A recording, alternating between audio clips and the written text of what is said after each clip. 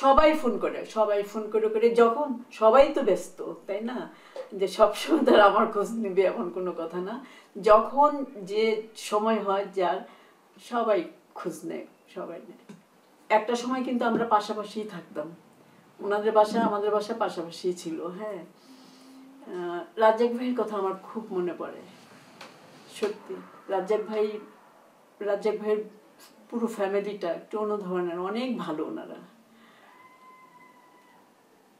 রাজ্জাক ভাইয়ের মেয়ে, ওনার কথা মনে হয়। রাজ্জাক ভাইয়ের মেয়ে, হ্যাঁ রাজ্জাক ভাইয়ের মেয়ের কথা মনে হয়, অভিনয় করে তো ছেলে সম্রাট। বাপ্পারাজ তো ওদেরকে তো ছোট ছোট দেখছে, ছোট থেকে বড় হয়েছে। যখন আমরা পাশাপাশি থাকতাম তখন ওরা বোধহয় হয়ই নাই মনে হয়, আমার কাছে যতটুকু মনে হয় যে হলেও হয়তো একজন দুজন হয়তো হতে পারে, ছোট ছোট তখন বাচ্চা। হ্যাঁ, তখন থেকে আমি ভাবিকে চিনি, তখন আমরা পাশাপাশি থাকতাম, তখন থেকে চিনি। ওনারা অনেক ভালো মানুষ।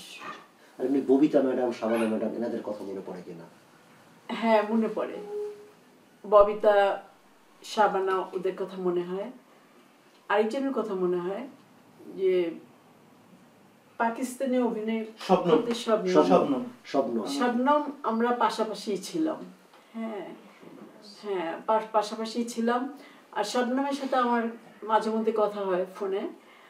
আর ববিতা আর শাবানা, ববিতা, ওদের কথা অবশ্যই মনে হয়, কারণ একসাথে কাজ করেছি অনেক ছবিতে, অনেক মনে পড়ে ওদের। যখন যাদের কথা মনে হয় আমি একদম তাদের হয়েই যাই, একদম ভাবতেই থাকি তাদের কথা। তারপরে আমি আবার সবার জন্য দোয়া টোয়া করে একটা সময় আস্তে করে আল্লাহর কাছে অনেক কথা টথা বলে, আল্লাহর সাথে কথা টথা বলি, তারপরে সবার জন্য দোয়া করে তারপরে চোখটা বন্ধ করি। এখন কোন শিল্পীরা খোঁজ খবর নেয় কিনা আপনার?